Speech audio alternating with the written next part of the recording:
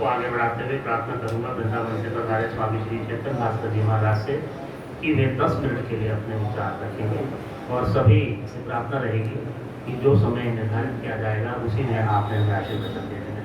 जय श्री कृष्ण। जय श्री नारायणं नमस्कृत्य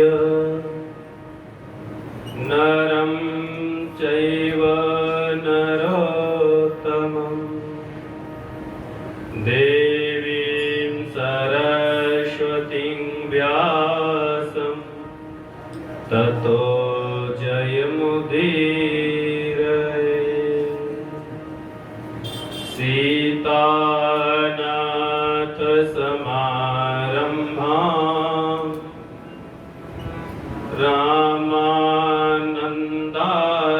मध्यमाम् अस्मदाचार्यपर्यन्तां वन्दे गुरुपरम्पराम्। श्रीशङ्कराचार्य नवावतारे विश्वेश्वरं विश्वगुरु प्रणम्य वेदांत शास्त्र श्रवणात्लशानां बोधाय गुरुवे गमपि प्रयत्नम्। सतगुरुदेव भगवान के पावन पुनीत चरण कमलों में प्रणाम करते हुए, पूज्य महाराज जी के चरणों में प्रणाम करते हुए, मंचासीन सभी संत महापुरुषों के चरणों में प्रणाम करते हुए, आप सभी के हृदय में विराजमान अपने आराध्य देव के चरणों में प्रणाम करते हुए, सतीक सम्मेलन का तृतीय दिवस और प्रथम सत्र, ये हम सम्मेलन 71 वर्षों से श्रवण करते आ रहे हैं क्योंकि हमारा कल्याण है।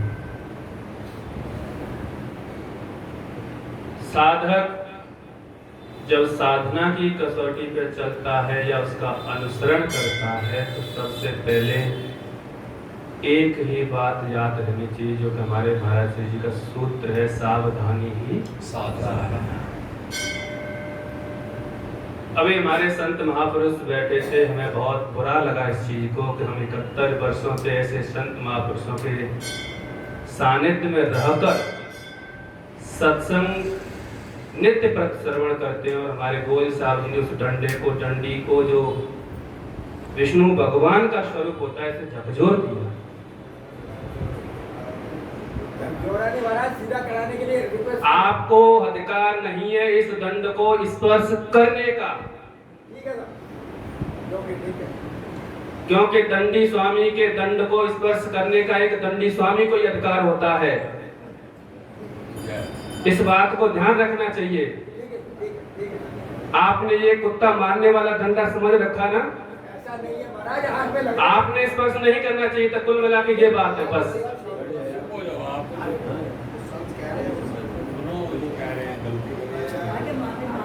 क्योंकि भगवान का स्वरूप होता है और इसका तर्पण नित्य प्रति किया जाता है।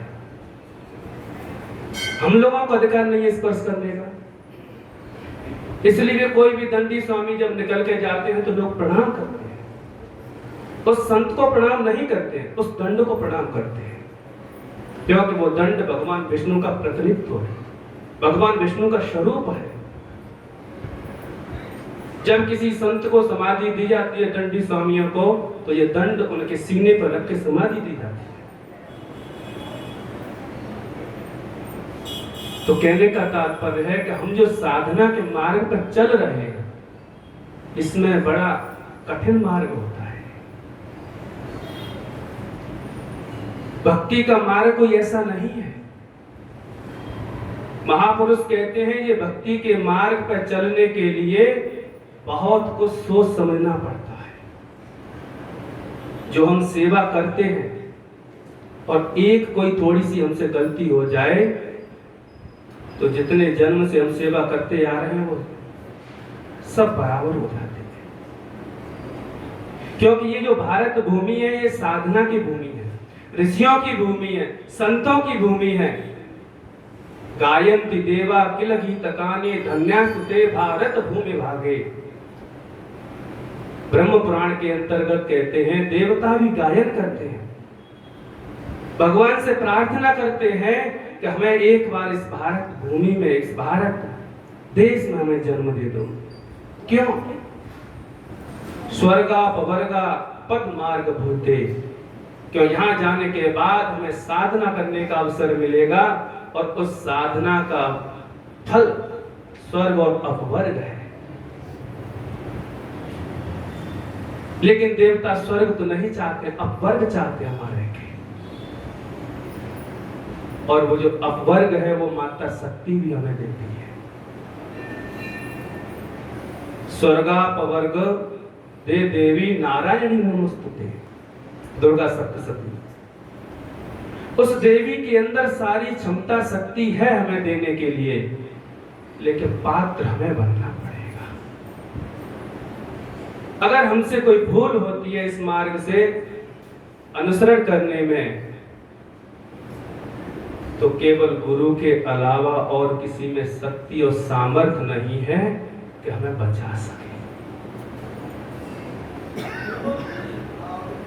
क्योंकि वेद कहता है, उपनिषद भी कहते हैं, पुराण भी कहते हैं कि इस जीव को, जो इसके अंदर शक्ति विराजमान है, जैसे एक हमारा ये शरीर है, इस शरीर के अंदर आत्मा है। आत्मा को रखने के लिए इस शरीर की आवश्यकता है, लेकिन शरीर कैसा है? जड़। और जब तक इसमें आत्मा है तब तक यह है चेतन। और आत्मा के अंदर भी जैसे इस शरीर के अंदर आत्मा रहती है, ठीक उसी प्रकार आत्मा के अंदर भी वो शक्ति विराजमान रहती है। नहीं माने तो प्रैक्टिकल करना।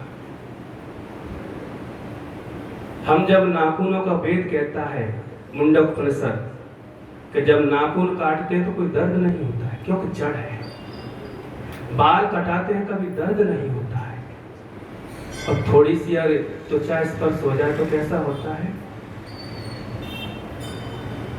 तो साधना का जो मार्ग है वो ऐसे ही है। जब हमें करनी है साधना तो किसी महापुरुष से पहले, इसलिए हमारे वेदों में कहा जाता है एक नहीं 12-12, 15-15 वर्ष तक सेवा करी जाती थी। वरुण जी महाराज ने अपने पिता प्रभु जी से, वेद कहता है, जाके पूछा, विद्या प्राप्त की, तो उन्होंने कहा कुछ समय सेवा कर, तब तुम जान पाओगे तुम कौन हो।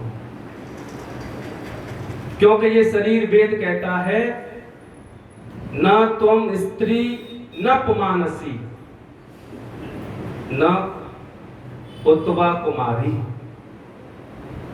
या कुमार। न तो ये कुमारी है, न कुमार है, न स्त्री है, न पुरुष है, क्योंकि इसके अंदर जो बैठा है वो कोई और है। स्त्री, पुरुष, कुमार, कुमारी, ये सब जितनी भी संज्ञा है ये शरीर की है।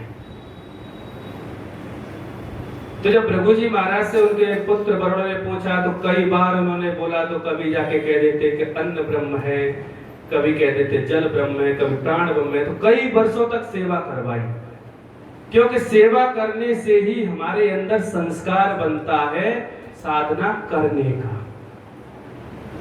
और जब संस्कार बन जाता है तो महापुरुष ज्ञान तो एक क्षण में दे देते। लेकिन जब तक ये शरीर पात्र नहीं बनेगा तो उस ज्ञान को रोक नहीं सकता, भस्म हो जाएगा। भगवान श्री कृष्ण सामने खड़े थे अर्जुन के, लेकिन अर्जुन वो विराट रूप नहीं देख पाया। दिव्यम ददामि ते चक्षु पश्चिमे योगमेश्वरम। जब वो दिव्य चक्षु उन्होंने प्रदान किए तो वो कितनी देर लगी होगी दिव्य चक्षु प्रदान करने में, पूरा विराट स्वरूप देख लिया। इसी प्रकार जब गुरुदेव भगवान के सानिध्य में रह के हम साधना करते हैं तो साधना करने से केवल मात्र एक ही चीज है कि जो हमारा जो शरीर है एक पात्र बन जाए। इस पात्र के अंदर जो शक्ति जो हमें प्रदान की जाएगी वो ये शरीर झेल सके। इसलिए हमें सेवा करने का पहले अवसर मिलता है। समय निर्देश दे रहा है, शेष चर्चा शाम के सत्र में करेंगे। बोलिए सतगुरुदेव भगवान की जय।